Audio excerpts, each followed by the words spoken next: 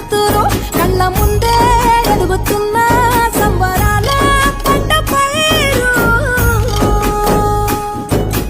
వంద గడపల మందన పల్లె గోడ గట్టని గూడు నా పల్లె చెరువుల తుల్లటి జల్ల షాపోలే